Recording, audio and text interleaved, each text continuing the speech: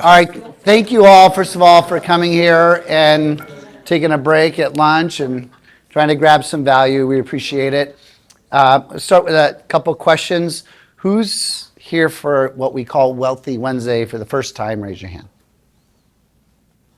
Good, great. So I'm going to give you a couple introductions, like where are we? What is this place? So I'll share that really quick.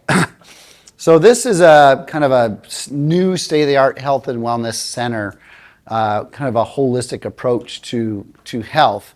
So it has a full gym facility, but within the walls here, there's also functional doctors, nutritionists, physical therapy, and then like all this crazy equipment. They have hyperbaric chambers, Aruma cold plunges, Aruma infrared saunas, infrared beds. There's massage rooms, Pilates rooms, yoga rooms. It's everything, all one spot. It was founded by the founder of Whole Foods. That's who started this. This is their first flagship location. They'll probably build this out across the country.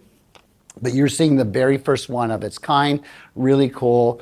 So if you want a tour, which is really fun to see, I'm going to get them to just give you a tour, and then I'll get you a free pass if you want to just check the place out for a day as well. So the other thing I mentioned, is so funny what you just said, but it's very related. How did this get started? And what I'm working on here is kind of, I got invited to a dinner by a local architect. And Anthony Laney, if you know him, it's really cool, state-of-the-art, modern architecture. And he invited me to this dinner at his office. And it was this big dinner table set up, which is his conference room turned into a dinner table. And this guy came out and said, "Hey, I'm starting the anti-retirement club. And this is the part of it." I was like, what does that really mean? I didn't understand. And he says, "There are studies being done right now that you could live to be 150 years old. And so if you take care of your health properly, you can extend your life. Now, if you're not going to add 50 years to your life, you could add 5 or 10 or 15 or 20, which wouldn't be bad, or at least be, healthier than you are now." And that's what these places are doing. But the entire anti-retirement club goes with the philosophy that if you are going to live old, you want to be healthy. You don't want to be sick, right? And you don't want to be broke. So you want to be wealthy, right? At least so you can financially take care of yourself. And you want community, right? You want relationships. You want friends. So on the happy side, right? So that's the anti-retirement club, is being able to live longer with more money, more friends, and being healthy. So that's where this all got started. So we are doing this a couple Wednesdays a month. Half the topic, something real estate related or wealth related, and then the other half, it's going to be on health. And we got Devon, who's going to come in the second half, who's ahead of a lot of the things that happen in this facility, and talk about longevity and different things like that. It's always really great stuff that comes out. Moving forward next year, watch out for Suzanne, who was here last week for the women's. Vivian, anybody else? 3 of you? It was so good. What did you get out of it, Vivian, from Susan? I got clear that if I intend to live longer and be healthy, I need more money. So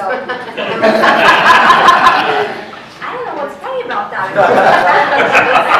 If the goal is to live to 100 or whatever, 100 plus, which honestly I don't care about that, I want to make sure that I have enough for generational wealth and to help others, especially in my community. So. Awesome. So we had all women here last time, and Susan spoke on health, and I got so many emails and texts after that event about how they loved her. So I'm going to do at least a 4-part series with her coming up.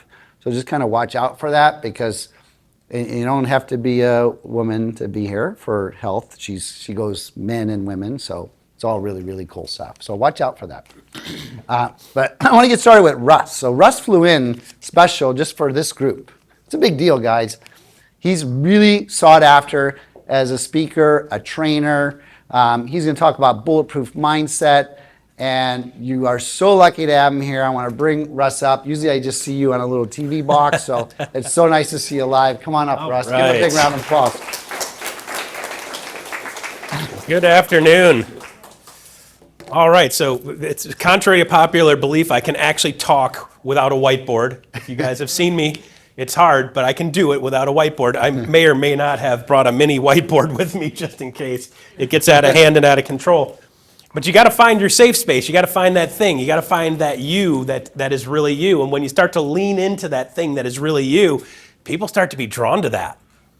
People start to get repelled by that because you're not for everybody. So one of the things I want you guys to understand, let's dovetail with what you guys are doing. My recipe has been for many, many, many years: happy, healthy, wealthy, wise. So as you exfoliate that a little bit and dig into it, you're like, but Russ, healthy's really, really important. I'm like, yeah, but if you're not happy, can you be unhealthy and happy? You ever seen a person in a wheelchair with a big grin on their face because they're having a freaking great time and you're like, damn, they're having more fun than I am, and the dude doesn't even have legs. Have you ever seen that guy? Yeah, his name was Joe. We used to do triathlons with him. Helped him learn how to swim with no legs. By the way, it's really hard. He doesn't have a rudder. Okay? So you got to find that happy in wherever you are. Can you be happy and broke? Yeah. Is it harder? Is it better to be happy and wealthy? Yeah, because if you're really having a bad day, you go out to your Lamborghini and cry. It's not so bad. Okay? So you've got to find that. Like, the order is important too, because if you don't have that happy and healthy, all the money in the world does what? You got a rich dead guy. Good news is your kids are going to think you're great. If you raised them right, they won't just snort it.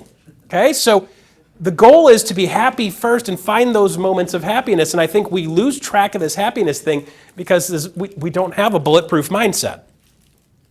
And the bulletproof mindset is, number one, understanding where you are. Number two, getting okay with that. And number three, having a plan to get out of that spot. Because one of the things that we know is everybody is somewhere. Now, today, you are all where you are. If you're confused by that, let's talk afterwards. Okay, you might need therapy. Okay, you are where you are right now. And everybody wants to be somewhere else, right? Everybody wants to be bigger, better, stronger, faster. Now, let me stop for a second. Ladies cringe when I say that. They're like, Russ, I really don't want to be bigger. Okay, metaphorically, right? Metaphorically, bigger, better, stronger, faster. So we've got to set up a world and things that we're doing to be able to set ourselves up so we have success. So over here, she was like, I realized that I might live to 100 and oh shit, I need more money, right? So let's make sure we get that in perspective. I've got a friend of mine that's just literally officially declared bankruptcy last week, was at the top of the game, made a couple of bad moves, stopped feeding the golden goose. And guess what happens when you stop feeding the golden goose? It dies. And then the other business he started because he wanted to go big, didn't do anything but distract his golden goose, and that business then failed. So now he's in a position where he lost his wife, he lost his dollars, he's basically bankrupt. And I'm like, but Sean, the thing you didn't lose is your mind, right? Well, he did lose his mind for a little while, but he's got back, like the thing you didn't lose is your mind. Like you built it once, you can build it again. So now we have to build it with a mindset in place. It's like, okay, now I know how not to do it. Now I know how not to get distracted. Now I know that in order to work on a different business, I need to make sure I can walk away from this business for 5 minutes and it runs okay by itself without me. See, your other business ran zero without you. As soon as you every minute you distracted, that business got diminished. So you've got to set that up a little bit differently. And he's like, yeah, I should have thought about that. How do we learn the best lessons? Like, I did so great and I learned so much and it was so easy, yeah? No, you learn from hard. So it's in order to have a bulletproof mindset, you got to look at that hard in your life and say, thank you for that. Thank you for the lesson in that, and what can I do to move the ball forward? And by the way, this happy, healthy, wealthy, wise mantra, it literally is tattooed down my forearm backwards, so I see it every morning when I'm brushing my teeth and every night when I'm brushing my teeth, okay? So guys, you've got to start figuring out, like, what is your mindset that you need to have to be bulletproof, okay? So for you guys, are you all in the real estate business? Yeah? All real estate agents? Yeah? Are they all EXP agents here, or a little bit of everything? It's mixed. Okay, mixed. Okay, good. So I just want to make sure I know who I'm talking to. Okay, so with that said, the important part is most of you guys' path to wealth is what? They could say something. Anybody have rich parents? Okay, if you knock them off now, you can have their money, right? Anybody got rich grandparents? You know. Yeah, so for most of you guys, you're going to have to earn your way wealthy, yeah? And for most of you guys, earning income is going to be that starting point, and then leveraging income and leveraging time is how you become wealthy, yeah? But first off, you got to make a couple dollars. So is it okay if we talk about the first part of this? It's like, how do you sell more houses and make more money selling houses? Yeah? Okay. So, okay, good. You're here to sell more houses? Yes. Wow. Okay. You are in the right room. So how would you guys like me to develop a plan for you guys right now in front of you over the next 30 minutes? It's so complicated, it's got to work. Yeah? No? Yes. Yes? You want a complicated one? Okay, let's go. All right. I want to give you guys the simplest plan that every single person can do. And here's guys, listen, I know this works because I've trained it hundreds and hundreds and hundreds of times to thousands and thousands and thousands of agents. And the ones that actually do these activities over the next 12 months, their world changes, their life changes, their business changes. They actually have more deals coming to them, not out chasing more deals. You want to chase more deals? How many of you guys, when you signed up to become a real estate agent, you're like, boy, I can't wait to be a telemarketer? Anybody? Yeah? Yeah, you like to okay, telemarketer, cool. Do you like it when people call you? You do? All right, cool. So here's the test. All right, everybody got a pencil or pen? Okay, what's your phone number? Anybody got a little side gig you want to sell this guy? He likes it when people call him. He says he likes it. But the reality is most of the time in the real estate business, we get into the real estate business, you're like, like door knocking. Dude, I'm from freaking Detroit. You guys are in LA. Like, knock, knock, who's there? I don't know, but I'm going to find out, right? I mean, like, that's not my jam, right? So how do we build a business doing things that are acceptable? How do we build a business doing things that we enjoy? How do you build a business that you say, like, I got to grow my business. I'm going to go do more fun stuff. How would you guys like to learn that business? Yep. Good. I love it when somebody's enthusiastic, okay? So some of you guys might be thinking right now, Russ, this is complete bullshit. Because that's not how it works. It's hard. How many of you guys feel like the real estate business right now is hard? Yeah, it is hard.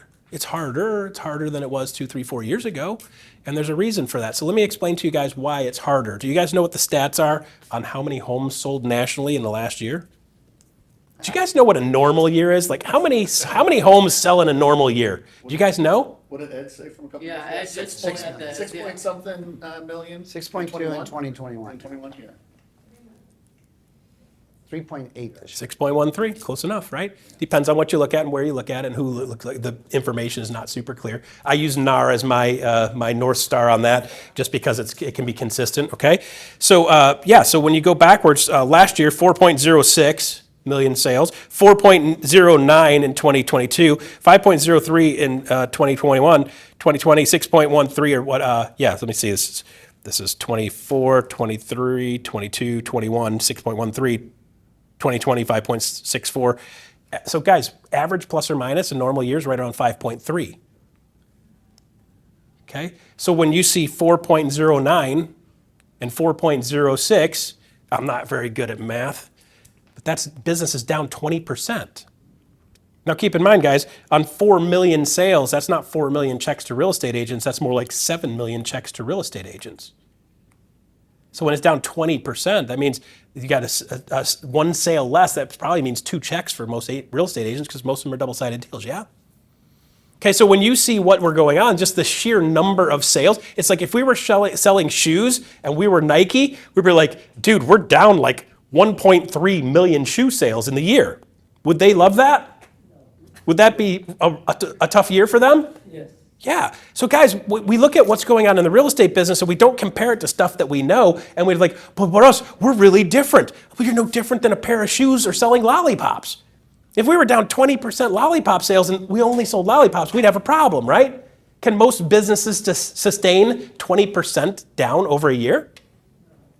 much less 2. By the way, guys, newsflash, you know where we're tracking for right now? 3.9-ish for this year. Okay, so here's the deal. A lot of people will say, well, Russ, thanks for the freaking rosy picture there. That's making me feel a lot better. Hey, guess what? Next year's going to be the same. Next year's going to be the same. And here's the reason I know next year's going to be the same.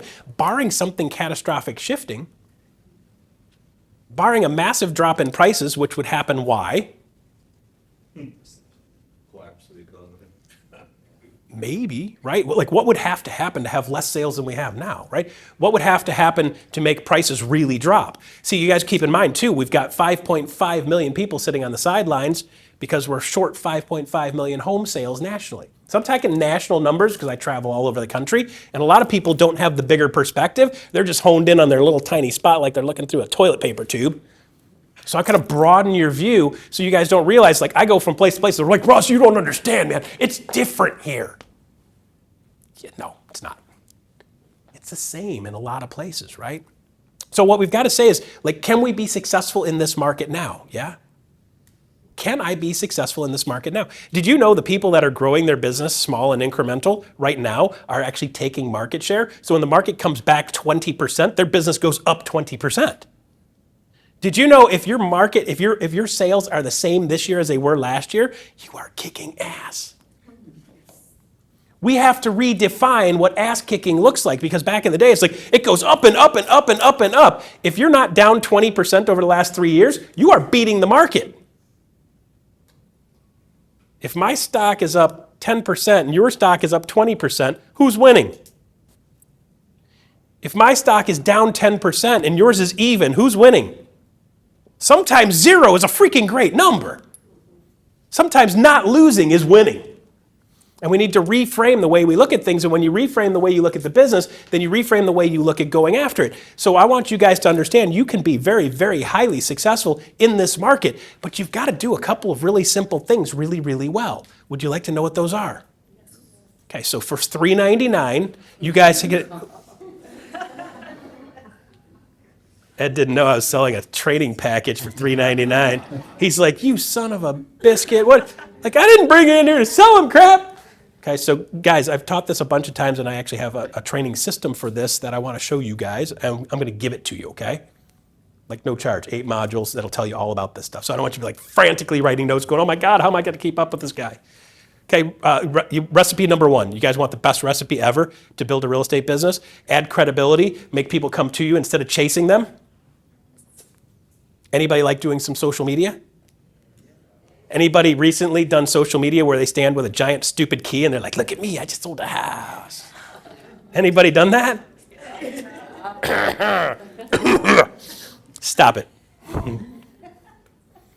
Okay, so number 1, we need to start going, okay, I'm going to build a business, yeah? And it's a real estate business. And I want people to come to me, and I want people to want to do business with me.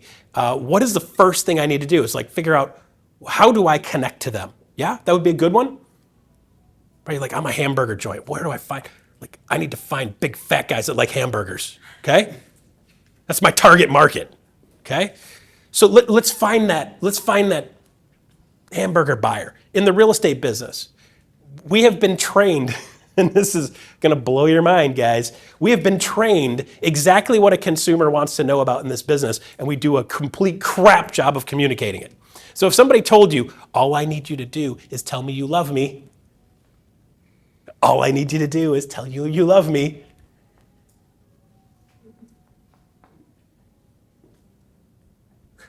Love me? I love you. Thank you. Thank you. When I replay the video, I'm going to show that to my wife and say, hey, honey, I got a backup plan now. 31 years married, by the way. 31 years married, 26 of them happy. You're like, what the heck does that mean? Listen, I don't even love myself 100% of the time, so how can I love anybody else 100% of the time, right? But that's an adjustment of mindset too, right? I expect you to be 100% good all the time. Pfft, I'm not 100% good all the time. It's like I need to be a lot freaking nicer to everybody around me. I'm not even that nice to myself.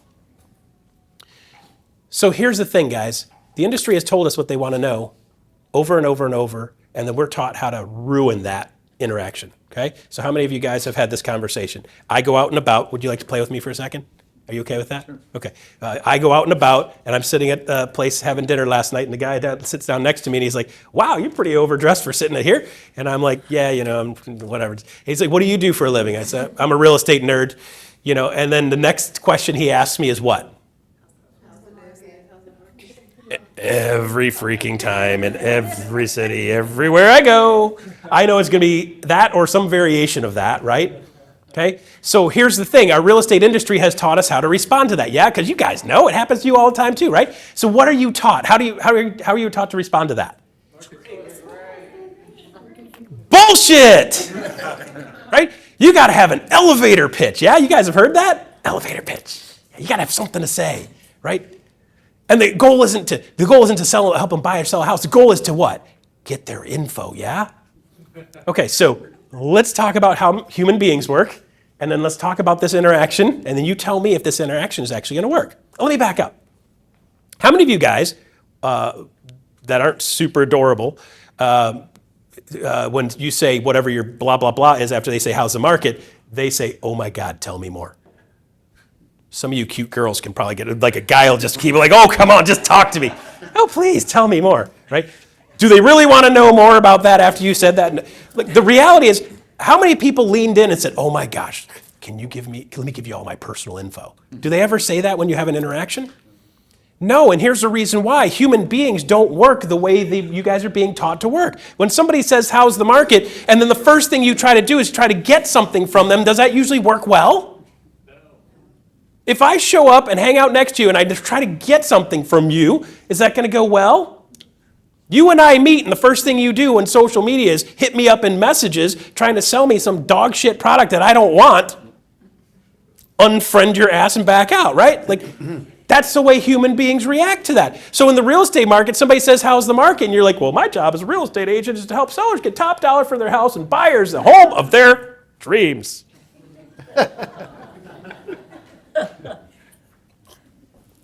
Hairball. So guys, if you could set yourself up where you knew how to answer that interaction and respond to that in a positive manner so that people actually want to come to you and want to be engaged with you, if you could learn that, now I could help you build a business doing crazy stuff like, hey, you ever played pickleball? No? I've not. Oh, you got to try it. It's like crack cocaine. Once you play pickleball once, you're like, no, turn into a picklehead, right? Because like even if you're not great at it, it's not that bad. It's not that hard to be not bad. It's not like ice skating, right? Where you go and just bust your ass over and over and over. Like pickleball, you can be pretty bad at it. If you can walk and move left and right and stand there and go, you're like, I actually hit that stupid thing. That's pretty cool, right?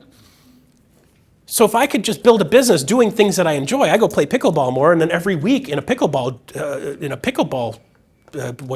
club, they're going to introduce me to 3 new knuckleheads every week. So every week, and then do that 2 or 3 times. So I'm going to meet 3 people 2 or 3 times. You guys ever been bowling? In the north, they have this thing called bowling, and because like the whole freaking country freezes solid in the north. By the way, I don't know if you know that, and you don't want to go anywhere. And if you do, you go from your house to your car to the bowling alley. Drink some beers to make it feel better that you live in a place that sucks, okay? It's not LA, just so we know, okay? And then you join in with 3 of your goofy buddies, and they introduce you to 4 other goofballs every week after week after week after week. And in the process, you're bowling, and you're like over there, hey man, that was a good shot. And the guy over there is like, hey, what do you guys do? And they're like, we do blah, blah, blah. What do you do? I'm a realtor. How's the market? So can you imagine a scenario where you're like, wait a minute, does anybody like golf? Yeah. Does anybody like pickleball? Has anybody saw pickleball and wanted to, you like bowling? Yeah. Good. Okay, so has anybody seen pickleball and wanted to play pickleball, but you haven't actually done it yet? Anybody want to try pickleball? Sure. Okay, so here's what I'm going to do for you. I'm going to give you a free ticket to play pickleball for free, and I don't think this will violate anything that we're doing here, even though, by the way, they do have pickleball courts here. But if you guys want to try it and then join here in the membership, here, check this out. This is 3 3 hours for you and 3 of your friends. Anybody else want one of these? Here. 3 hours for 3 of you and your friend. This is California Smash. Have you guys seen this? Here, go. Did you check this out? Isn't that great? Thank you. Oh shoot, I got one left. Here you go. Here you go. She likes bowling. I'm out. This is the card for the owner, by the way. Super nice guy. Happened to be out walking, trying to keep my fatness into fitness. And I was walking. I'm like, check this building out. And then I was walking back. I'm like, I got to check this thing out. So I actually went inside, and the owner was in there, and they're kind of soft open right now. So he gave me the tour, and I posted it on Facebook yesterday. I'm like, you guys got to check this place out. But that was freaking brilliant. You go in there for free. Smash, California. Yeah. I was like, this is really cool. So I was like, are you going to do pickleball leagues? And he's like, yeah. I said, I got a bunch of realtors I'm talking to tomorrow. And somebody's going to be like, I need to get out and move more. Yeah. And by the way, if I can go and play that and learn that, and they have 70, 80, 100 people, you can meet 70 or 80 or 100 people doing something you enjoy. And at some point, they're going to be like, hey, what do you do? And you're like, I'm a realtor. And they're going to say, That's marketing. okay, so you guys need to know how to answer this correctly. I'm glad you're paying attention. Okay, so you ready for this? Here's how you answer it from now on. I'm glad you asked that. I just did a market update last week that tells people what's going on in the market. You want me to send it to you? Pretty good. Let me say it again for the people in the back. Okay? I just did a market update last week that tells you what's going on in the market. Would you like me to send it to you? Oh. Oh my gosh, could you do that? Do you think it works? Yeah. And here's the next thing. It's like, great, why don't you give me your info? Where do you want me to send it? And they do what? Give you their contact info. Yeah. So if I've got a giant hamburger stand and a big dude walks up, he's like, hey man, you got a hamburger? I'm like, I happen to have a hamburger right here. You want this hamburger? And what does he say every time? Yes, I will. Like, guys, we make this business super freaking hard, and your mindset isn't bulletproof because the stuff that you've been taught to do sucks. Like, I don't want to do this. By the way, when we ask people, like, why don't you work with your friends and family in your sphere of influence? They're like, because I don't want to do this shit to the people I know. It's like, do it only to strangers. I don't want to do it to strangers either, but I'm definitely not doing it to my family and friends. So now you've got a process. You're like, wow. Boom! Did your brain just blow up? You've been doing it the wrong way, the hard way. So what we do is we shift, and now I start thinking, well, shoot, I could do that. Shoot, shouldn't I be the resource for my friends and family so they know what the heck's going on? By the way, is the market weird right now? Yes. Has it been weird for the last 3 years? 5 years? 7 years? 10 years? 15 years? Has it been weird?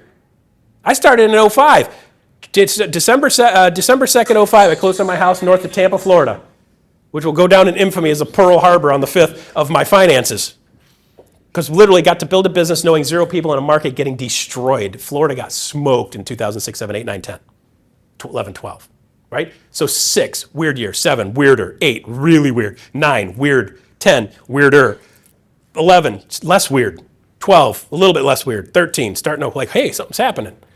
But then the market went through the roof. Weird, weird, weird, weird.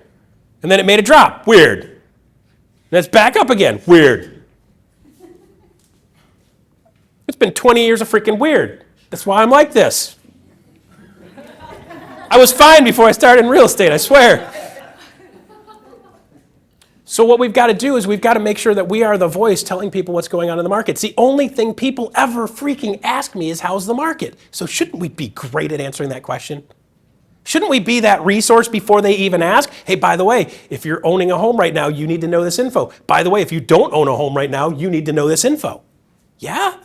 So pretty much everybody around you needs this information. So on a monthly basis, now I can become a resource telling people what's going on in the market. Would you guys like to learn how to do that? Oh, if I could teach you that. Man, Ed, you should have given me more than 40 minutes, dude. Keep going. Okay, so that's recipe 1. I've got a video on exactly how to do a good market update, and I've got a couple examples. Would you like to see those? Yes. Would you guys like me to teach you something about sales? Yeah. Just did. Russ, can I ask you a question? Sure. I don't want to screw up your mojo there, but It's unfatigable. so Was that a freaking great word or what? I was coming up with my own answer when someone asked me about the market. Yeah. And I'm just going to share what I do, because just another twist, but I actually like yours because you're getting the contact information immediately. Yeah.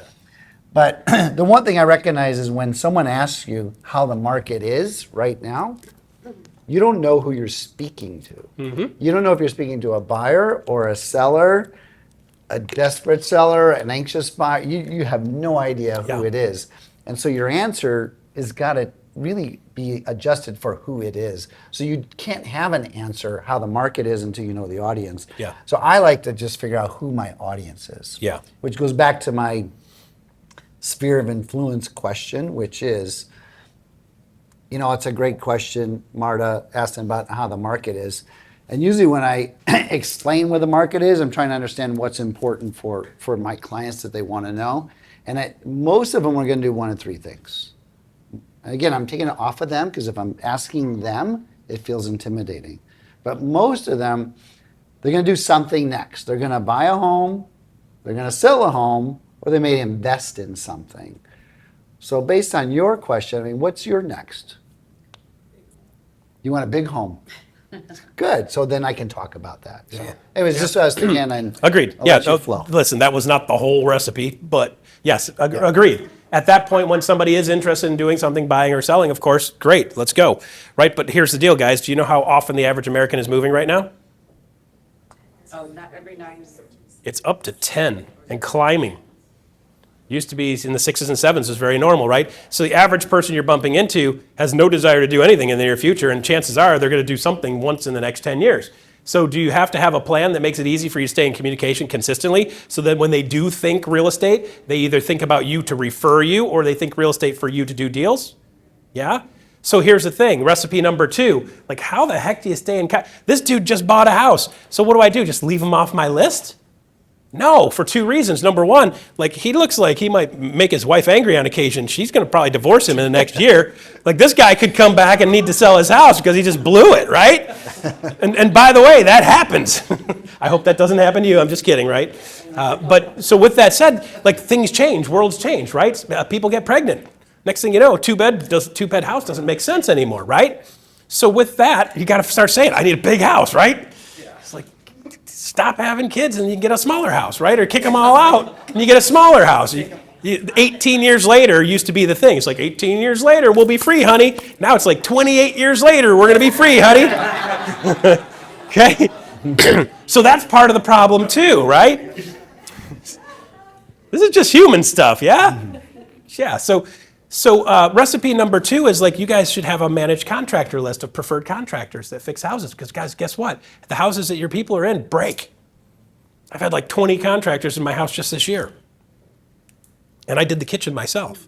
Okay, so with that said, people always have a need for that. So if I become a resource for that, then when they call me, like they're looking for a plumber, right? So I have a recipe on how to build out a good contractor list so that you become a resource. So when something busts on his house, he's gonna be like, dude, I'm calling Russ. He knows everybody. Russ, the real estate dude, knows everybody. He's got contact lists, and if he doesn't, he'll find somebody for me fast. And you're like, well, Russ, I don't have time for that. Yes, you do. How many of you guys are down in sales? You have time, but you got to spend it working on the right stuff, yeah? Okay, so building a good contractor list, and by the way, guess what? Contractors live in homes. So if I'm a person who refers business to the contractor all the time, don't you think that guy owes me a couple? By the way, you guys ever heard of upstream model? A guy named Justin Stoddard wrote this book called Upstream Model, and in Upstream Model, he basically says, hey, there are people that know about things before you do in your industry. And I was like, wow, apply that to real estate, right? Is there somebody out there that knows somebody's going to sell a house before I do? Yeah, the carpet guy, right? Because this lady's got this chihuahua, and he's so cute. Oh my gosh, yeah. And he drags his butt across the floor every day, so the carpet's ruined. Okay, so they're going to call the carpet guy because they're not going to invite you into their house knowing, like, that dog's not that cute anymore. To me, it's not cute at all, right? But like, we better replace. Hey, we're thinking about selling a house, and we're going to replace the carpet. Does that sound like a very likely thing to happen? Yeah, so if you guys start putting yourself in the way, and then these guys can say, hey, do you have a great real estate person? My guy sends me a market update every month that tells me what's going on in the market. This guy's awesome. Because my carpet guy gets my market update. You know why? Upstream. He knows first. He lives in a house, right? So guys, we just think holy crap, this is really actually kind of simple and brilliant.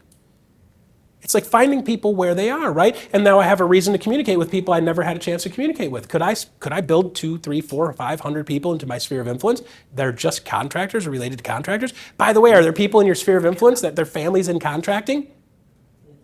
Dude, like my uncle's a tile guy, he's really good, cool. If they show up on time, communicate well, are a fair price, and do a good job, that's the people I want on my list.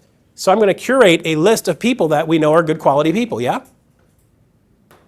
So recipe number 3, you're going to love this. Remember I was picking on you guys about the stupid key? We got to stop doing look at me real estate and start doing here's something for you real estate, here's something for you, here's something for you. Right? So every time you do a social media post, is that social media post promoting yourself or is it promoting somebody else or something else? So what happens when you start walking into every room and you're like, look at me, look at me? Do people want to look at you? No, they typically want to punch you in the face, right? Even your own mom's like, I'm done. I don't want to like this anymore. I've got like fatigue. Yes, you're adorable. Freaking great. You sold another house. Freaking congratulations. You see your dentist in there? He's got a selfie video of him. He's like, dude, look at me. I'm drilling the hell out of this guy's tooth right now, right? You don't see people doing that because it's weird. You don't see a lawyer standing there with a giant check showing that they screwed somebody out of $14 million. Oh, yeah, you do. And it's gross, isn't it?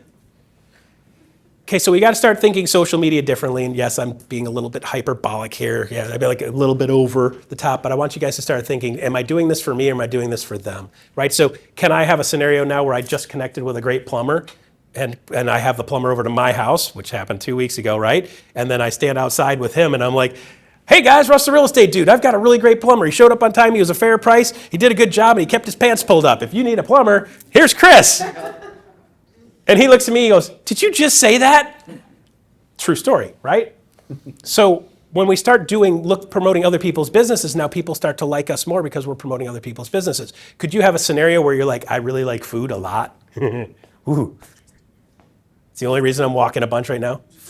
By the way, they've got elevated bar food there, just so you know. So it's not just your typical stuff. It's a little nicer version. And they're going to their liquor licenses due. It's like they're doing the inspection today.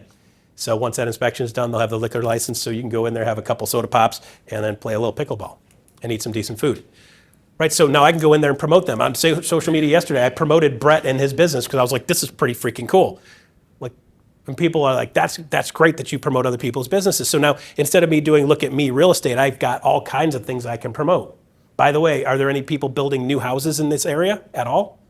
Urban infill stuff at all? Find some of those and start doing videos of their stuff and promoting their stuff as a real estate person. So now it's a real estate person doing cool stuff instead of the real estate person promoting themselves. Because right now we're just trying to be top of mind consistently. And by the way, I want to elevate myself and people start seeing me as an expert. So every month you want to make sure you're doing your market update. I want them to see your pie hole saying experty stuff. Yeah, right? Don't just post like, here's what the market's doing. It's like, I want you and your face, you like this guy's beard all trimmed up beautiful, his hair's coiffed perfectly. You get on video there and you're like, hey, what's your name? I'm Andrew, the real estate dude. Here's your real estate market update for the month of September. Check this out. You're gonna love this. Couple quick ones, right? And then every couple of months, you're gonna send it to them in writing. By the way, here's a quick market update, what's going on for the fall. Once a quarter, you're gonna send it to them in the mail, snail mail. You know why? They're gonna see it, they're gonna open it, they're gonna notice it, they're gonna throw it away. But if they happen to think, oh, somebody just said they're gonna sell their house, boom. Now you're looking at getting referrals, right? So we've got to start doing the things that help us connect to people and connect to the things that are actually going to move the ball for you guys. Yeah? So now let's talk strategy plan here. Plan is simple, right? Every single week I need to add people to my sphere of influence doing things I like. Anybody have a walking group? Anybody should start a walking group? Anybody have a bike group? Reading club. My mother-in-law belonged to a quilting club for a bunch of years. You know what they do now? Eat cookies. Investments. They haven't made a quilt in years. They literally get together to eat cookies. Keep in mind, they're in their late 70s, so that's okay, right? But they got together and they all had something in common and they made quilts together and they made quilts together and one person was better at this and one person was better at that and then Susie had this special machine that could do the stitching just right. And then next thing you know, they're helping each other making quilts and making quilts. They made hundreds of quilts over the years. And then when their hands started getting a little bad and my mother-in-law's hands started twisting up a little bit and she can't hold the needles like she used to and cutting with scissors isn't as great as it used to be, she's like, but she still wanted to hang out with the ladies. So she stopped doing the quilting part, but she hung out and she brought cookies. Next thing you know, Mary Ann, same thing. Next thing you know, nobody's doing quilts anymore. They're just sitting around eating cookies. But guys, that's the life cycle of connecting with people, doing things you love, and connecting to a sense of community. And the one thing that AI cannot freaking do and will never do is be your best friend. Oh, wait a minute. They made a movie about that. Damn it. You guys see the movie Her? Dude falls in love with his computer girl. Okay. Only dudes would do that. Okay. Weird. So we've got to start saying the sense of community and the ability to make somebody feel something. If you can make somebody feel something, you can make them do all kinds of cool stuff. If you can't make them feel something, they're not going to do anything.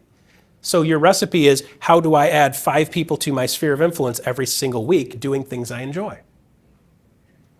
That's 5 people a week. 4 weeks in a month is 20. That's 20 people in a month times 12 months, 240 people.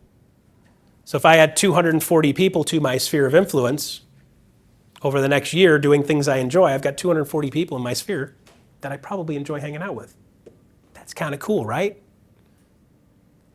So now here's the thing, guys. Your sphere of influence is not converting like what it used to because the average move time has gone way out, but a good sphere of influence conversion right now still can be in the 7 and 8% range.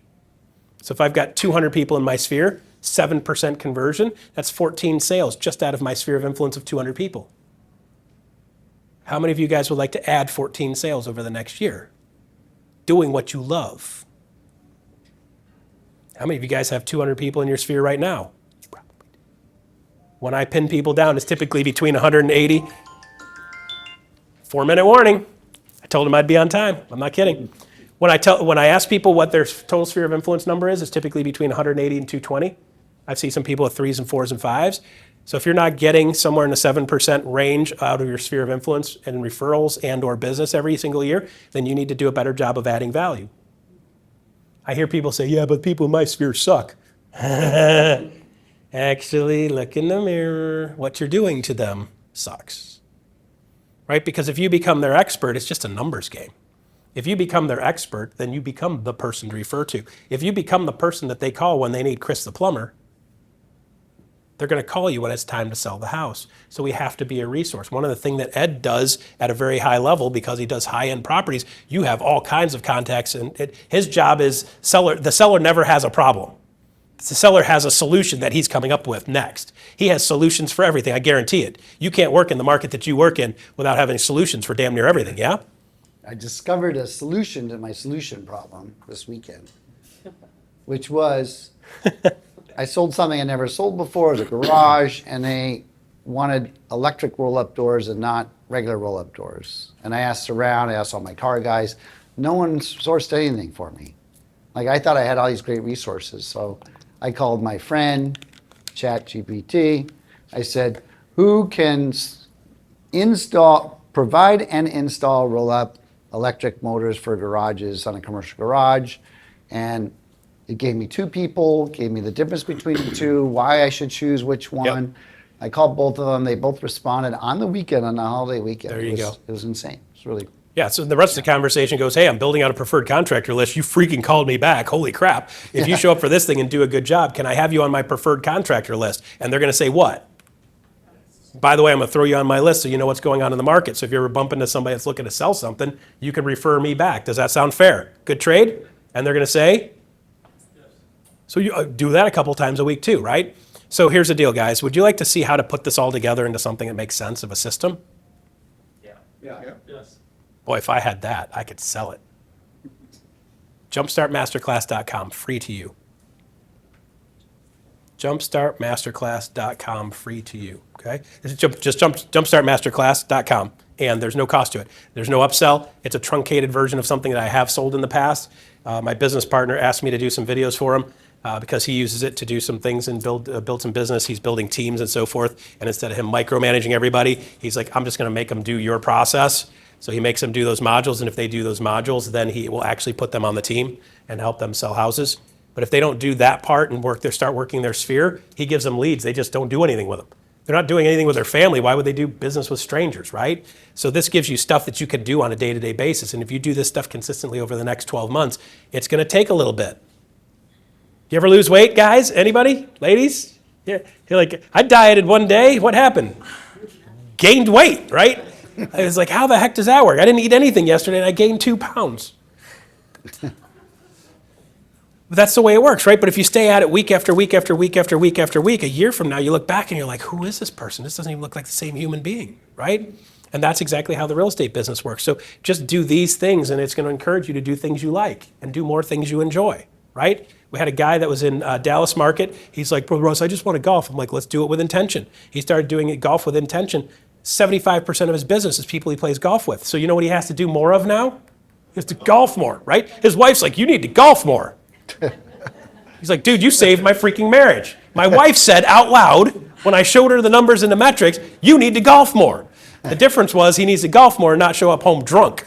Okay, so once we get those 2 pieces together, right? She's like, if you show up home on Saturday and you're sober, we're fine, right? But if you're lit and you got to take a 2-hour nap and I'm stuck with the kids till 4 o'clock until you finally get your poop in a group, okay, so we got to start figuring out like what is it and how do we make it work so it works for us and it works for the people around us. And what will happen is you're going to find you're enjoying life a lot more and you're meeting more people and you're having much more fun. So enjoy jumpstartmasterclass.com. Make sure you register and just put in their real estate, or if you're not with eXp Realty, put in Ed. Okay, because I don't try not to let anybody in there that's not within our brand unless I know them or they've seen me, because people will give this to everybody and their damn brother because it's free. Yeah, that's it right there. Yep, so register for that and then I'll let you guys in later. And some of the modules are 10 minutes, some of them are 35. Okay, and then there's some activities in there and there's a little point system. It's like 30 points to success. All I gotta do is get 30 points every day of money-making activities, doing the things you like. You're like, oh my gosh, this is crazy, right? And at the end of the day, I know I did my points, I know I'm gonna be fine. So at the end of the day, you can actually shut your brain out and say you're done. Instead of going like, I should have done more, I should have done more, I should have done more. I did my job. Now I'm gonna go out and have fun, I'm gonna go play pickleball and I accidentally get more points. Good? All right, was that valuable for you guys? Yeah. Okay. Thank you. Oh, Monica, come in. That was great. I've never heard the term poop in a group before, but I know what it means. That's a polite way of saying it. That was great. Makes you think. So I understand this Jumpstart. Do you tell people, agents that are like trying to just elevate their business really quick right now? Like I'm telling my group, this is September. Yeah. September is so important in Yep. the year because this is an opportunity to go out there and grind really, really hard. So your next 90 days, you're getting paid, you're getting listings. Because if you have a strong 90 days right now, Yeah. you're gonna finish off your year Yeah. really, really strong. So how do you tell someone to just like jumpstart now? How do you get moving faster? Okay, this is like the first step in the whole system is putting your sphere of influence list together. How many of you guys have name, address, phone number, email address of all the people you know? A couple. Most of you guys don't. Do you know who the most likely suspects to do business with you are? The people you don't have on your list, right? It's all those people that you don't have a list of. So in the process of making the list, what we find is that people get reminded and they get poked and they're like, oh yeah, I'm cleaning up my, hey, just want to touch base. I'm cleaning up my list. I'm selling holiday cards this year. I noticed I didn't have blah, blah, blah. I haven't talked to you for a while. In the process of just cleaning up the list, they end up with somebody going, I'm super glad you called, Ed, because we were just talking about, because that's the way the universe works, right? When you move your intention, things change. Things happen, right? So in the process of putting the list together, it's not uncommon for somebody to shake out 1 or 2 things that are going on that they would have never had seen going on, right? And in the process of building out that contractor list, you're like, hey, by the way, guys, who in here has a business that I can support? And they're like, oh my gosh, I love this guy. And all we're doing is putting a list together and supporting the people that support us and supporting the people that are doing a good job. In the process of doing that, it shakes stuff loose right out of the gate. So in the first 2, 3, 4 weeks, you guys are going to be tasked with putting together your full list end to end and reconnect to the people that you should have all the info for. And just doing that alone, hey, I'm in the real estate, I'm doubling down, I got this training program now, we're working on a system to do a better job taking care of our clients, and I need to make sure I had your info correct. Is this all correct? And people, like, you're not asking them anything, you're not selling them anything, I'm just want to make sure your info's right. Okay, cool, great. Hey, it's nice to meet you. By the way, how's your dog doing? That's it, right? If you guys can't do that, you might be in the wrong business. Give Right. a big round of applause. Thank you. Awesome. We're going to have a really exciting guest come up in a second, Devon. So hold it for 1 minute. We got Carrie here, who's helped put this thing together today. Come on up and give us any tidbits. So she's with Home Warranty. Fidelity National Home Warranty. Hi, everybody. I think I know almost every single one of you, and I enjoy working with you so much. So we appreciate your business with Susie Paul Shop. But Ed and I were talking chase me about into one the room. quick was not here for this that we didn't share with you. Ed really loves it when I talk about VP. It's one of the easiest things you can help your clients with when they just close escrow and they're moving to their new home. Sometimes they have a lot of contractors in, people in and out of the house, and it's time to get that repeat, so it's a great benefit. It's, they only have to get a one-time service call fee, and then they get up to 6 locks and 4 sets of keys. Saves them right there about $500 right off the bat, so don't forget to tell them about that. And just anytime during the year, doesn't have to be used just like the, close of escrow, usually, sometimes people are doing work well into the year. So I'm going to share how I present it because it's like I will. a So I'll secret just that I tell plug in, I them guess. that no other agent's going to tell them. Not my Right? area. So I'm going to say, listen, just plug in. when we close escrow, you're going to get a key to your house, and they're going to give us a couple. But I have no idea how many other people have a key to your house, whether it was their maid, their old gardener, their Uncle Bill, and they don't even know they sold the house. So it's probably a good idea to change the locks. I can get it done for free for you. So call the home warranty company. Here's the phone number. Here's your account number. It's what, $50, $30 or something? it's a $100 service. It's $100. But normally if you call a key guy, they're going to charge you hundreds and hundreds of dollars. This is a super cheap way of getting all your locks changed. And so it's just like a super secret. It's a little value add. So it's just what I love using that rekey feature for. The only other thing I will say is that we're available to speak to your clients before the escrow closes to let them know what a home warranty is, what to expect, and how to place a claim. They love it. It takes it off of you. And that's it. And one more thing. Oh, What I see more often than not when it comes to home warranty is we write it in the contract, we put a dollar amount, and we forget about it. No one sits down with the client to go through what coverage they need, right? You just assume it's getting done correctly, but you have no idea. So they may have air conditioning, and they don't check the air conditioning box, and then they call to get their air conditioning fixed, and guess who they're mad at? They're calling you, saying, I thought you got me a home warranty, they're not even covering my AC. So it's a great customer service point in the transaction, in the middle of escrow, to sit down with your buyer and say, hey, let's sit through this home warranty thing and check off everything that you want. And just walk through with them. So it's, again, a chance to connect, solidifies your relationship, so you can get long-term business from them. So when I was an agent, I would take the brochure to the inspection. You're at the inspection sometimes it's a good idea. 3 hours. We'll go through it then. They love it. Yeah, awesome. Thank you. Thanks so much. All right, so the other reason we're here is because we all are looking to live to 150 years old, right? Except Vivian, 100, you stop at 100? I'm done at 100. So I've been learning so much about health the last few years, just reading books and things like that, and then Do we have a discovering this remote- a place. remote or no? And How are you? we've got Devon Murray here, who is going to share with you some really great ideas on that. He's going to log in. I'll log in. I'm going to set this up really quick in the back. They want me to get some content. Okay. So I'll be He's quick. shooting, so we can get you the content You from can? that. Oh, sweet. Your Thank mic, you. you got everything. That works. Makes life much easier for me. All right. Well, hello, Give everyone. Devon a round of applause. Welcome to the.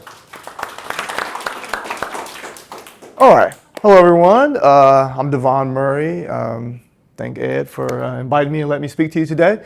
Obviously, welcome to Love Life. I'm not sure, just by show of hands, has anyone been here, toured? I promise I'm not going to try to sell you anything.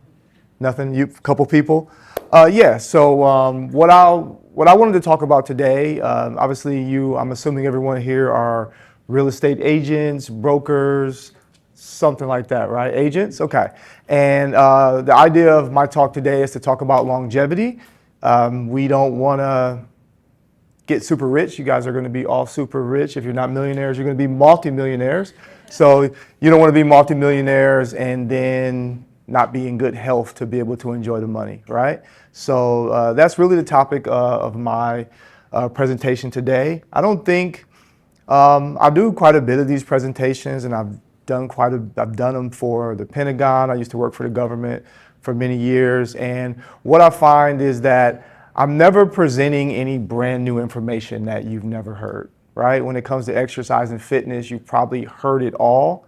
I like to think that, hopefully you can get one thing out of this that sort of sparks something in you, that if you're not being as healthy and being as active as you should be, that you leave and you say, I'm going to be more active and I'm going to be more healthy. And that's so if you came looking for groundbreaking information, I'll apologize in advance. I don't know if anything in here is groundbreaking, but there are some cool things that every time I'm putting together a different presentation, there are things that I forgot about, things that I say, wow, I didn't realize that. So so let's dive into it. But anyway, welcome to Love Life, new future of health. Super excited. If you haven't done a tour already, I do suggest that you do a tour. It's an amazing space. I'm a little biased, obviously, but not just saying that, it is an amazing space. So I'm going to kind of flow through. So today's topic is exercise, longevity, and why it matters. Why it matters. So I'll really quickly, I know you don't want to, it's a pretty good picture, actually. I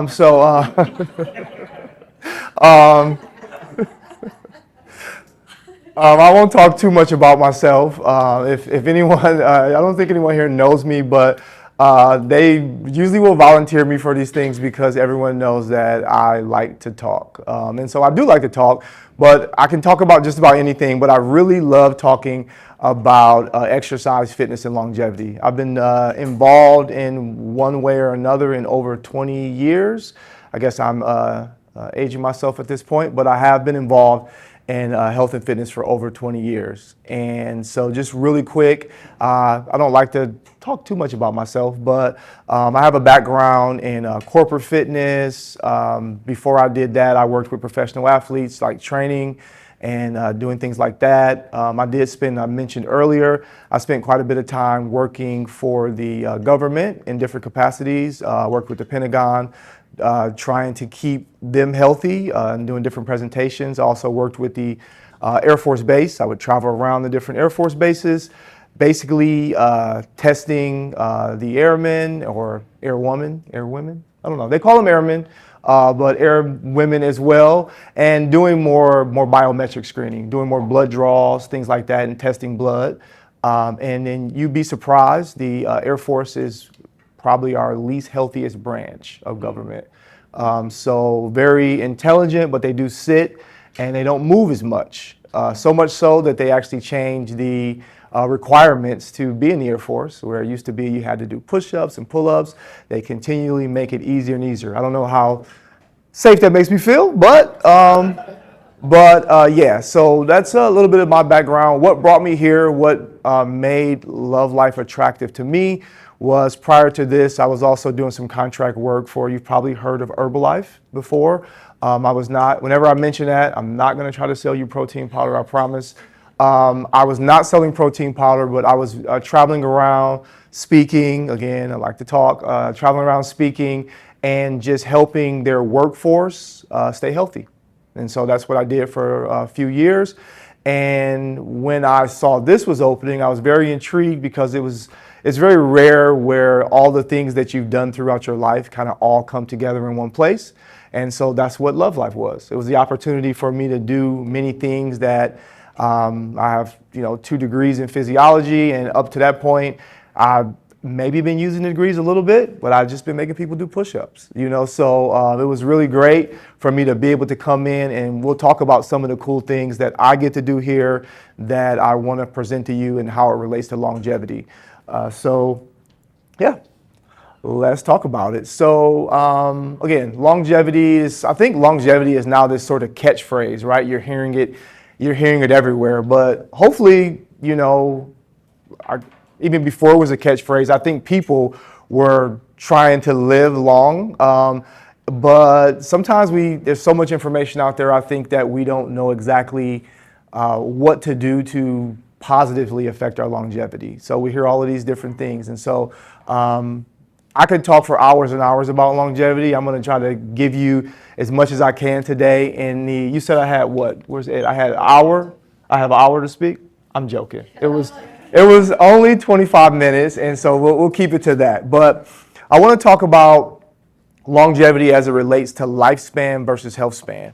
And I don't even know where I got this quote from. So if it is someone's quote, please don't sue me. But in our quest for longevity, the focus isn't merely on extending our years, but enriching them. And so that was just something that spoke to me because I think earlier on when I first got in this field, it was all about work out so you can live longer. That's kind of what I was taught, and it was kind of what everybody thought, live longer, live longer. And I was very intrigued by that, and I took some classes with some gerontology classes, different things. And one of the things that it was a really older gentleman. He was older. I don't know if that's why he was teaching, but he was older and in really good shape. But one of the things he said, well, Devon, no matter how much you work out, you're really only going to live as long as you're going to live. And I was like, wow, that kind of like sort of debunks the whole idea of like, what are we doing then? But his thing is like, yes, exercise can kind of extend your life, but what it can do more than that is it can extend your health span. And so when we talk about lifespan versus health span, I won't go like reading a whole bunch of definitions. You guys are super sharp, so you understand it. But just so you know, like your lifespan is your total number of years that you're going to live, right? You're essentially from birth to death, right? We're gonna live forever, so it doesn't matter. But for everyone else, but yeah, so that's your lifespan. And then your health span is that sort of portion of your life that's in good health, and it's free of serious chronic illness and disability. Obviously, if you get a disability, some things are out of your control. I'm learning as I get older, most things are out of control, right? But so at least what I tell my kids. But yeah, so there's this sort of gap. And it was interesting because the life expectancy in the U.S. is 79 years old. I guess if you want to live longer, move out the U.S. because 84, I think, is other places. But here it's like 79.4 to be exact. And then the lifespan here is 63. I found that to be pretty interesting because we're looking at, 16 years? Math is not my strong suit. That's why I went into training because I can only count to 12 and count 12 reps. But yeah, so we're talking 16 years. So from the point, it really, what this really is saying is that around 60 is kind of that point where most people start to sort of break down, where their health starts to break down. And then and honestly, even though this is the life expectancy, with so much technology, people are living a lot longer. So this is just being sort of that bare minimum. You've got a whole entire 16 years to sort of be unhealthy. To unfortunately maybe be a burden on if you have kids and things like that to take care of you, to possibly be a burden. Now, obviously, some things, again, are out of our control, but the vast majority of illnesses and disease and things like that are preventable if we do a few things just to kind of set the tone for longer. It's funny because when you're, as I'm pushing, I guess I'll be 50 this year. So shout out to turning 50. Super excited about that. It's all because I'm working out. That's what it is. Yeah, no, but I probably got good genes or something. I just started using like actual face wash this year. It was just like dishwashing liquid to wash my face all this time. So it's not my skincare routine. What kind of dishwashing liquid? Dove. But when you're younger, you just never think you're going to get older. You feel invincible. When I was 20, I honestly thought 50 was the oldest thing in the world. And now, this year I'm going to be 50 and I'm like, I still feel 20. Nothing's really changed. Maybe I don't move the same, but in my mind I do. So it's really about improving the health span. That's really what it's all about. And how can we I do some, I've been a personal trainer also for over 20 years. And I have, my focus now is I train a lot of people who are over 70 years old. And the vast majority of my clients that I train over 70, they will come to me because they are finally retiring and they're finally taking that vacation that the wife or the husband always wanted to go to. And we're going to Italy, but they're very concerned because there's cobblestones everywhere and they're concerned they're going to fall.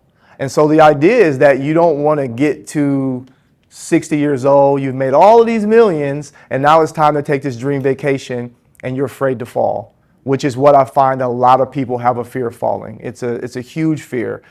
So much so that we've built some things here at Love Life.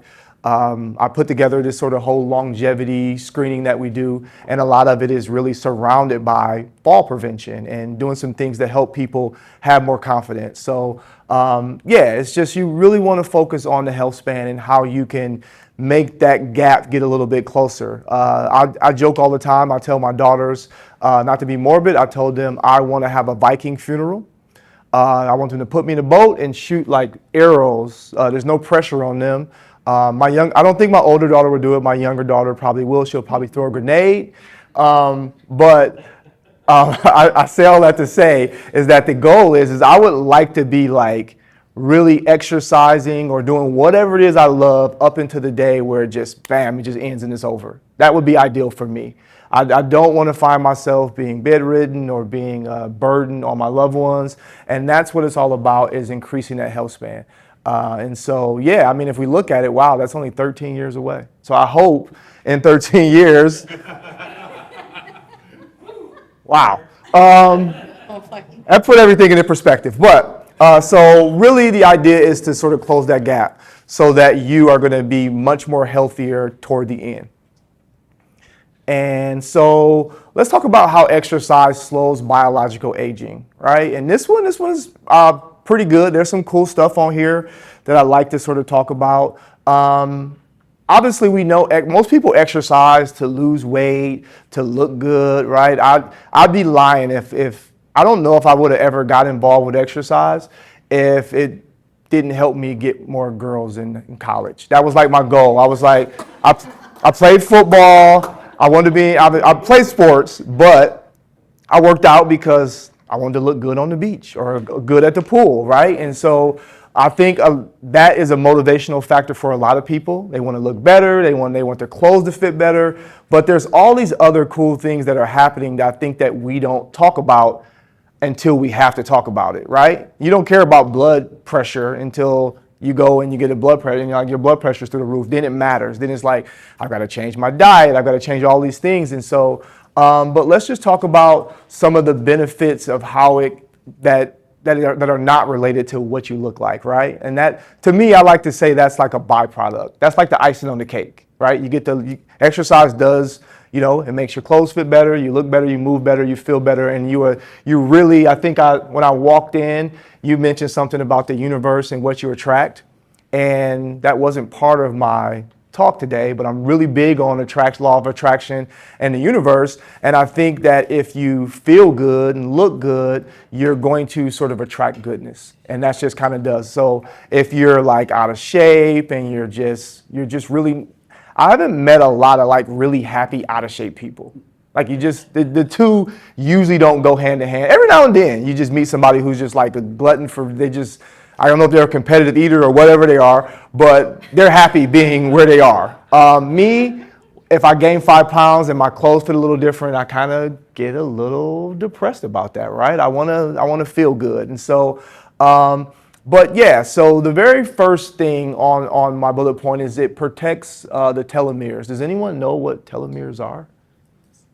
Anybody? Yeah, I mean, so that's what it does. It slows cellular aging, but does anyone have any idea what a telomere is? If you don't, I won't keep the suspense for too long, but basically telomeres, think of them almost like the caps on your shoelaces that they protect cells from being unhealthy, because what happens, like sort of at the end of cells, when they get unhealthy or when they age, they become more susceptible to things like cancer.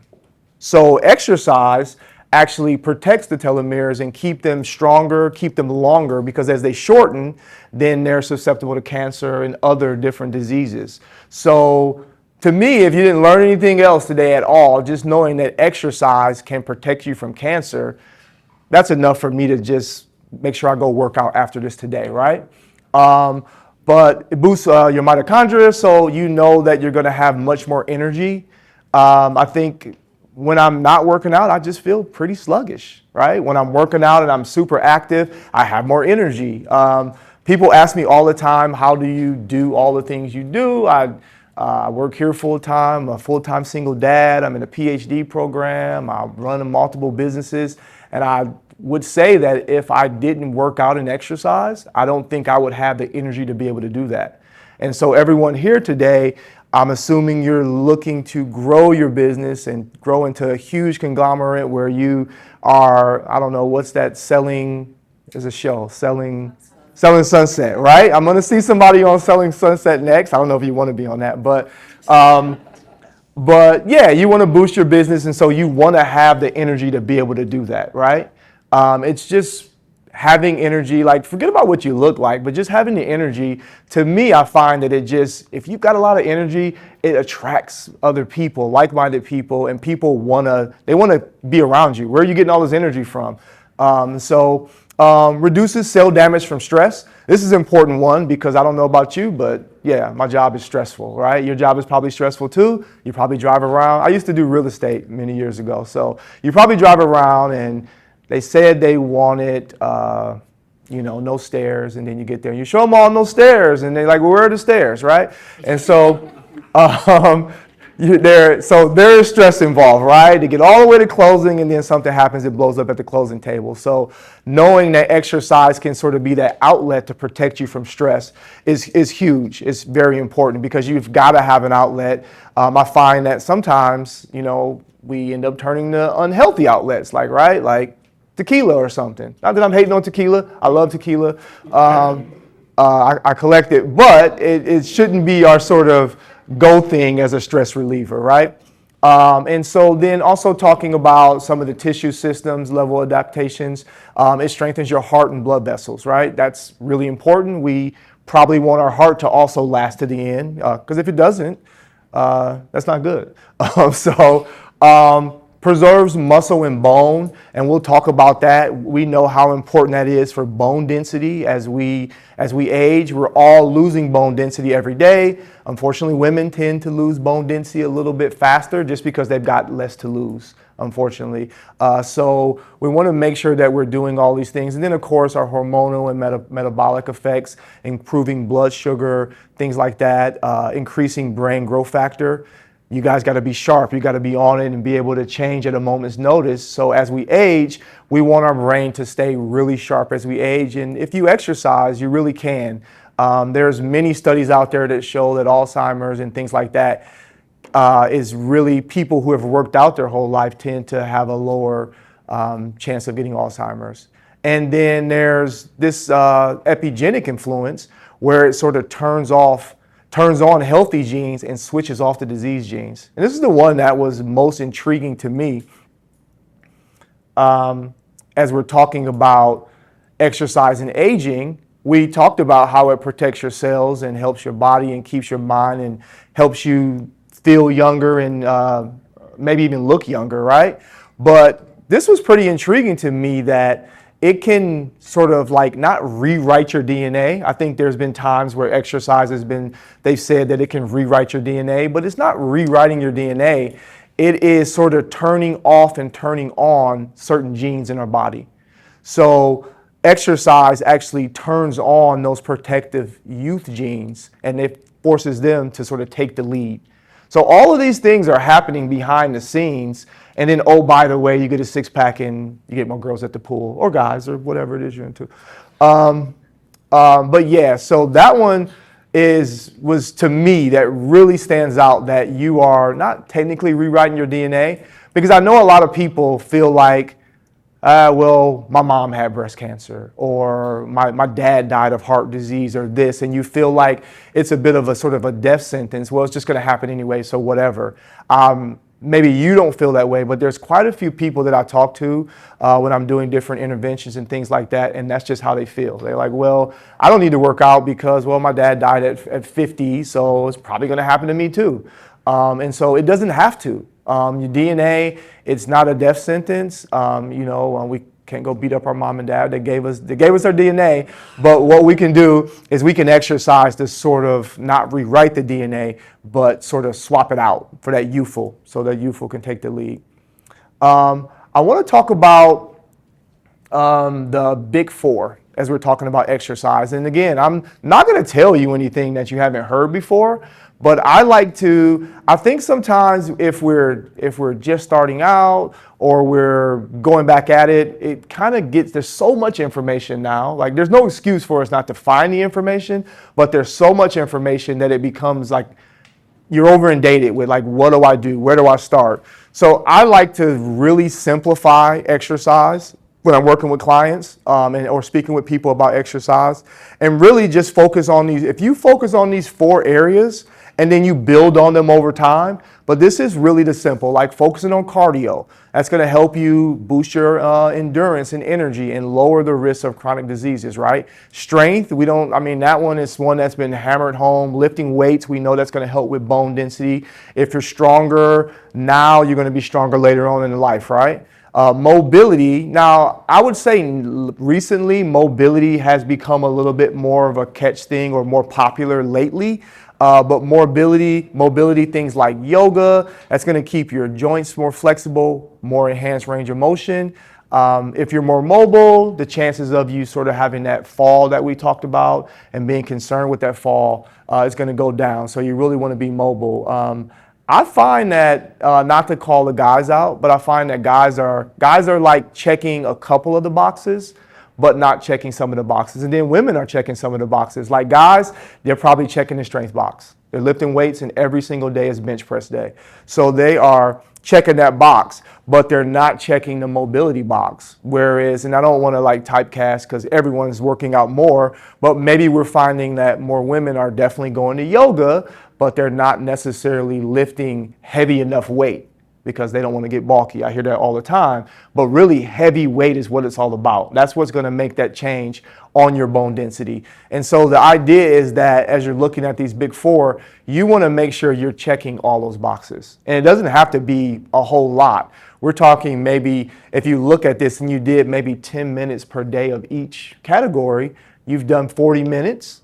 You got your workout done for the day. It doesn't need to be 40 minutes all at once. It can be 10 minutes in the morning, maybe 10 minutes for lunch and 10 minutes later. And then before you go to bed, maybe you do a mobility or a balance thing.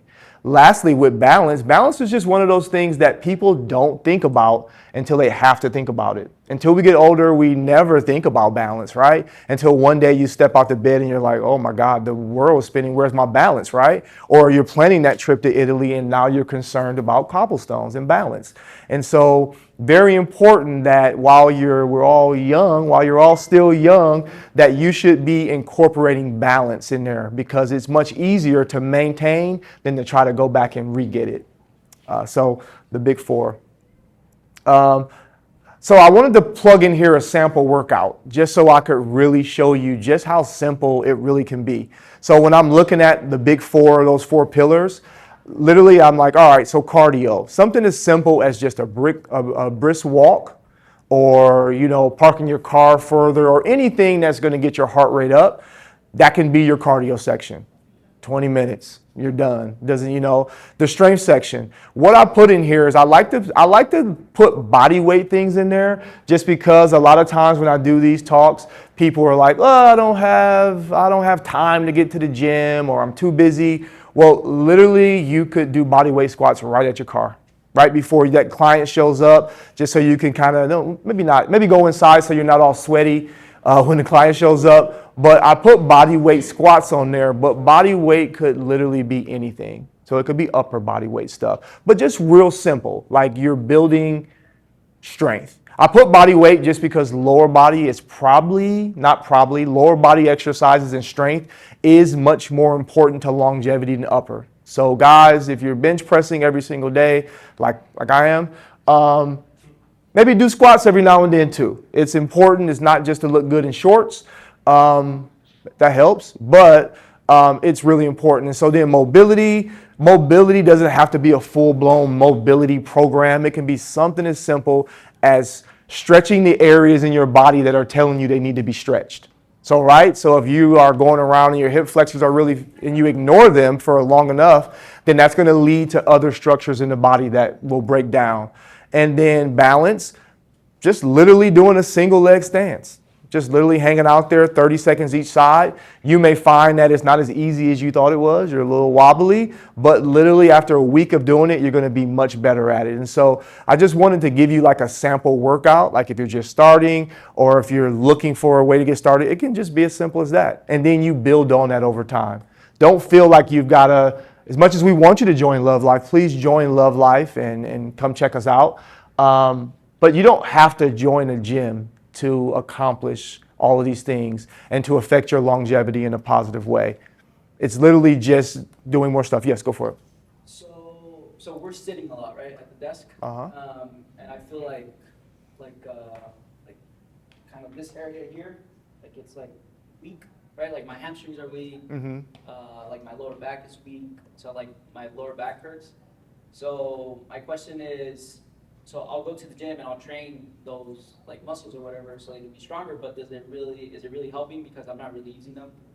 Or So what I would say is specifically related to so lower back. Right now, I think 80% of the U.S. complains of some type of lower back at some point in their life. It is one of the biggest things. So what I would say is that lower back, core, and glutes are almost think of them as one. Because what happens is your glutes will give a signal to your core, which will then give a signal to your back. Well, if your glutes, because you're sitting down all day, I could talk about this forever. I'll try to make it quick and not go into it. But just imagine that you've got some sensors inside your glutes. And you got sensors all over your body, and they're there to protect you. But when you're sitting down, what happens is these sensors in your body are sensitive to pressure. When you put pressure on your glutes by sitting down all day, it tells your glutes to shut off. It says, we're not working right now. We don't need you. We need other stuff right now. We need other stuff to work. So it tells the glutes to shut off. Once the glutes shut off for long enough, you get sort of this term, which is called glute apnesia, which basically glutes then don't send the signal to the core. So now the core becomes deconditioned, and the core doesn't send signals to the back. And then the back doesn't realize that it has to do its job, and then that is what leads to sort of back pain. And so you can kind of be what I like to term as chasing pain. You can be chasing pain. You can be like, well, I worked out on this, and now this is happening. And so I would say if you don't know exactly how to go about it, obviously hiring a personal trainer that knows their stuff about corrective exercise. But really, that should be your main focus if you're experiencing back pain, is to strengthen the glutes so they can remember what their job is, so they can signal your core, and then they can help you with your back pain. Just by working that out, it'll counteract that, or you also have to make sure that you're like standing in during the day. You wanna be. We were not made to sit all day. It's just what we were not made to do. So you'll want to make sure that you're taking breaks. I won't signal you out, but I'll signal you out. So usually when I'm looking at people, I usually assess their posture. I usually assess things. So if I was assessing your posture, you are sort of leaning this way and you're doing this. And so over time, the way that you're sitting, which becomes the normal for you, is going to create muscle imbalances. Once you create muscle imbalances, that then leads to pain. Once the pain and the imbalances are not addressed, that's going to lead to injury. And that's just sort of kind of how it happens. It's not a big deal to relate it to longevity. It's not a big deal now. But I never thought I'd be saying this, but when you get my age, when you get 50, when you get 60, when you get 70, those many years of those muscle imbalances start to sort of pile up. So yes, working out is helpful and can be helpful, but if you have specific things that are already starting to break down or bother you, then you need to sort of address those in a specific manner, if that answers your question, hopefully. Yep. So moving on. So let's talk about these. I want to make sure I get through these. How am I looking on time? I'm good? A few minutes. 2 minutes? Okay. All right. It's like hurry it up. All right. So key longevity indicators. So again, longevity is being sort of thrown around as this catchphrase. I don't know if anyone here is into Peter Attia podcast. If you're not, Google Peter Attia. Really a big part of Love Life is kind of based around a lot of the things that Peter Attia believes and his approach on longevity. I'm kind of the person that I don't really necessarily subscribe to one person. I take a little bit from what everyone has to offer and then apply it. But let's talk about these key longevity indicators. VO2 max, which is something that we do offer here. Just dropping that out there. If you ever want to test your VO2 max, you'd be doing it with me. I'm the resident physiologist, but VO2 max is one of the key indicators. It is, studies show that it is one of the strongest predictors of overall survival. So the higher the VO2 max, the better. And what this means is VO2 max is a measurement of how well or how efficiently your body uses oxygen during exercise. A lot of people don't like to do the VO2 max. It could be a tough test. We have a couple different protocols here. We have a sub-max, which if you are not a runner or don't like to run, you can do a sub-max test, use the same technology, and you're just walking uphill. If you don't mind running, which we love to get you running full speed, which is also something that a lot of people just don't do as they age. They just don't run anymore, right? They just don't. When's the last time you took off a full sprint without someone chasing you? Hopefully no one's chasing you. Like, come back, give me my keys. But yeah, so VO2 max is one of the key indicators, and so that's why it's one of the things that we do here. As we try to check a lot of the boxes here. We try to say, okay, VO2 max is here. We try to measure grip strength. We want to measure all these key indicators so that we can look at sort of the totality. It's not just, well, you look like you're in shape. Well, that could be. You could look like you're in shape, but inside there could be a whole lot of things going on. So we do like to measure VO2 max, whether you do it here or wherever you do it. I suggest if you ever get a chance to do a VO2 max, similar to a stress test, if you've ever had that, but a little bit different, please do it because it's really going to give you an idea of where you stand. And it is probably one of the strongest indicators of longevity. So high VO2 max means you're probably going to live much longer. So definitely get your VO2 max checked out. Grip strength. Grip strength is one of those other things as well. It is a very simple but powerful marker of overall strength and function. There are studies that show that it can predict chronic illness like heart disease and diabetes. I personally think that that's kind of a little bit of stretch to say that grip strength can predict whether you're going to have diabetes. I think there's just these correlations. Ultimately, what I would say about grip strength is, as you get older, do you want to be able to open up that jar? Do you want to be able to grab your luggage and be able to lift it in the overhead band? So when I was creating the longevity assessment here, that was the thing that was in mind. These daily activity things that you're doing, do you want to be able to, like, I was raised a gentleman. I'm from the Midwest. Not that you can't be gentlemen out here, you can be. But I was raised in the Midwest. My mom raised me to be a gentleman. And so when I'm on the plane, like, I'll help anyone. But what I do notice is that a lot of people do struggle to put their luggage in the overhead compartment.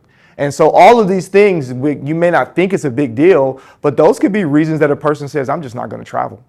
I don't want to have to deal with this luggage. I don't want to have to deal with this. I might fall. I can't lift my luggage. So it just kind of sort of stacks up. And I think over time, you're not doing the things you love. That can also lead to sort of affect your longevity. So that's where kind of grip strength falls in there, but we do some grip strength tests here. I would tell you the best way that you can affect your grip strength positively today is to start doing farmer's carries. If you don't know what that is, that's taking a dumbbell and holding a dumbbell. If you don't have dumbbells, my mom used to always give me an excuse, I don't have weights. So I filled her up a whole bunch of jugs with water and I said, well, there you go, Mom, you don't need weights.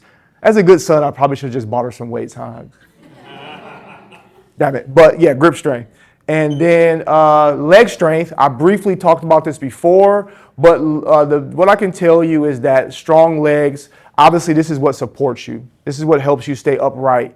But it is your largest muscle group, so it's very important. Poor leg strength is linked again to falls, loss of independence, and reduced lifespan. Because if you don't have your independence, there's a lot of correlation to you're alone and basically you, for lack of a better word, you kind of just check out, mentally and physically. So leg strength is important. Do not skip leg day, do your squats. Bone density. We talked about bone density a little bit, but again, lifting weights is going to help with bone density. The sooner you start lifting weights, the better, but I don't want to give the impression that it's too late. Again, I've got clients who are 80 plus years old who are lifting weights, they're squatting, they're deadlifting, they're doing all those things. It's never too late. Don't let anyone tell you that it is. This machine that you see here, I'm just going to make a plug here. The machine that you see is a new machine that I was very instrumental and I was very adamant about bringing this machine in. It did take me a year to get it here, but it's finally here. I'm real big about wanting to make Love Life sort of be this biodensity or this bone density hub. This particular machine is a machine that you use max effort on. You use it one day a week.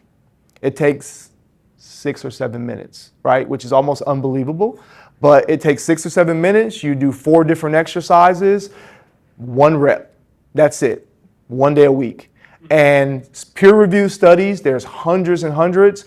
Please log into chat or wherever you do your research at. Biodensity, plug it in there and look at all of the cool articles and the peer-reviewed articles that are showing that people are improving their bone density by working out 1 day a week.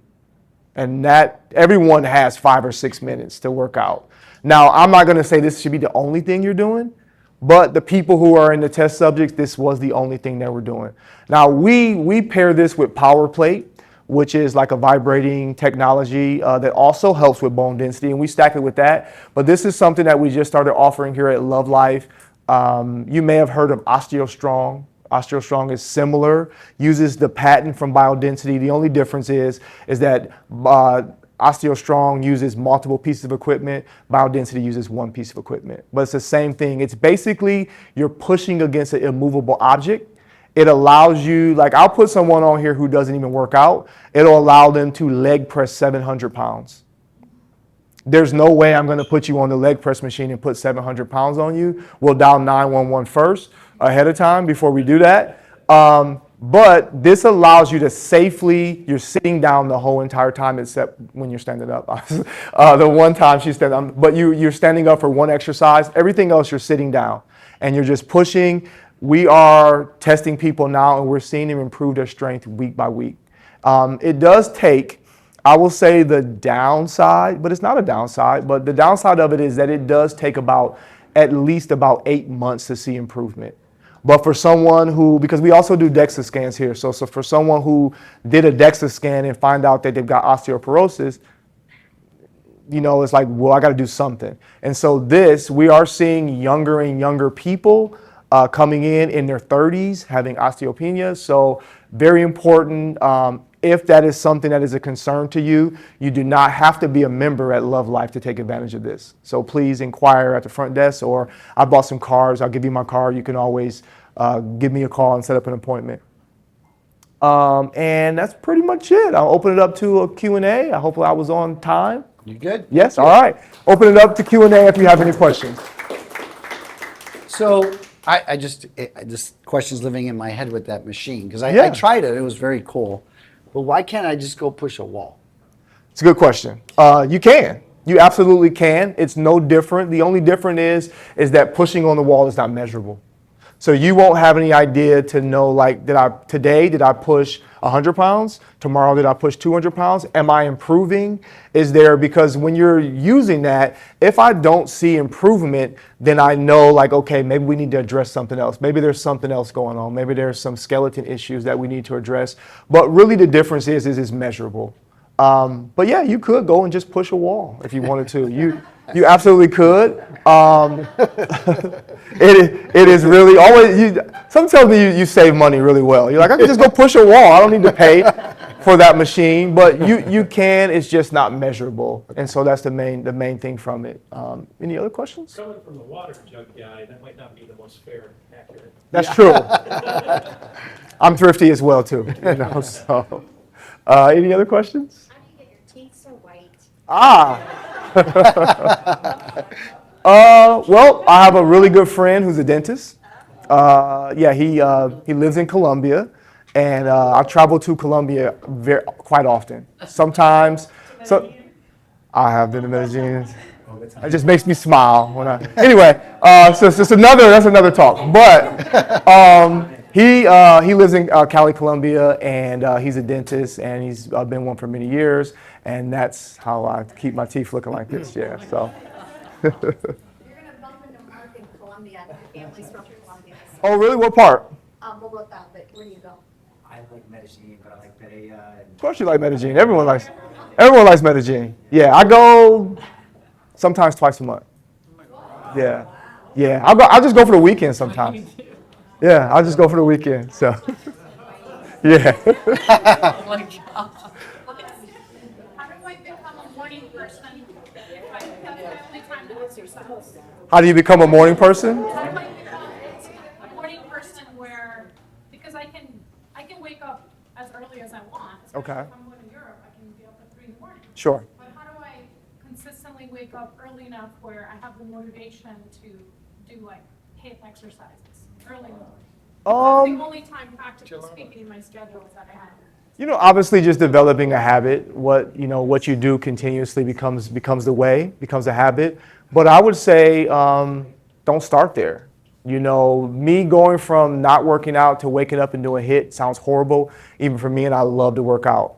So what I usually suggest people is when I show like sort of that simple workout, is really simplifying it. Just start to wake up and do 20 squats, wake up and do 20 push-ups, wake up and do 20 jumping jacks, and leave it there.